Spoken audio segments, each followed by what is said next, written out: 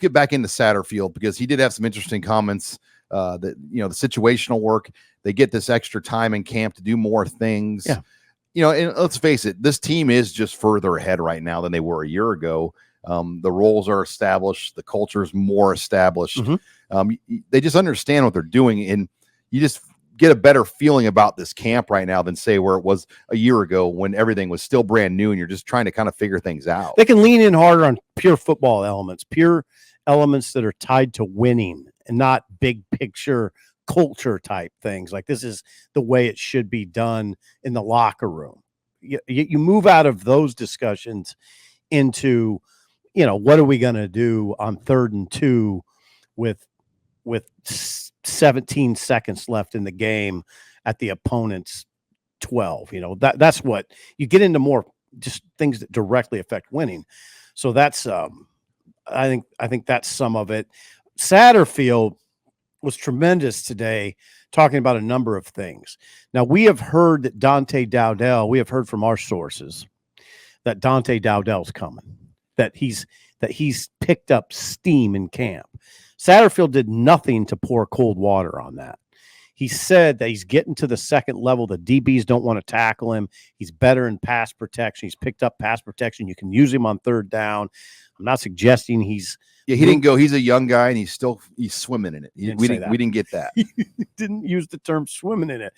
We also didn't get that he's necessarily on the same plane as the big three: Emmett Johnson, Ramir Johnson, and Gabe Ervin. But it feels like he's pressing them now, right? They got 4. He has said that they have 4. Now, where's Ives? Ives isn't there yet. Mekhi Nelson. They have options, at least. This, when you have 5 and 6, yeah. When you have 3 or 4 guys, and even now 5 and 6, it's a solid room. And now the question is, how are they going to distribute it? And can they get? You made a great point. Can these backs get more than what's blocked? Yeah, that's a big part of it.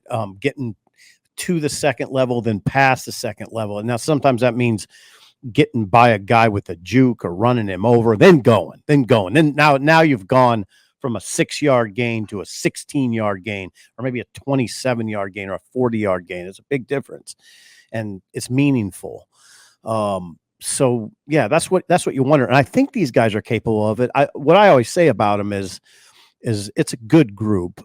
It's not elite. They don't have that sort of elite Quinson Judkins talent or Travion Henderson, or Corum.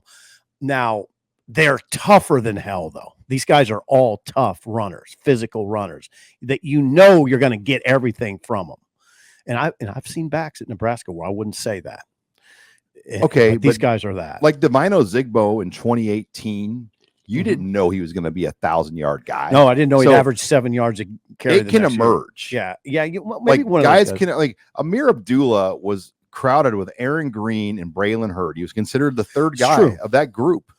And both those guys transferred to Kentucky and TCU and became starters. And Amir Abdullah emerged as, an all Big 12, all Big 10 level back. I don't disagree with you at all. I'd love to see it. But it can happen. I'd love to see a 1,000-yard rusher break out of that bunch. When you get reps and kind of get in a rhythm, which it just hasn't happened. Very few running backs at Nebraska since Divino Zigbo have been good enough to get into a rhythm.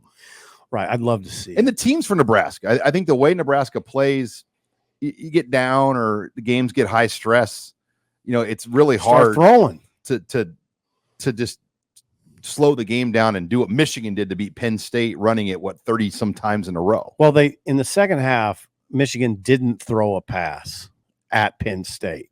They'd never attempted a pass. Now, Nebraska's not ready to do that. I can only imagine if you were covering that game in a columnist role, how excited you'd be to write about that. Oh my God.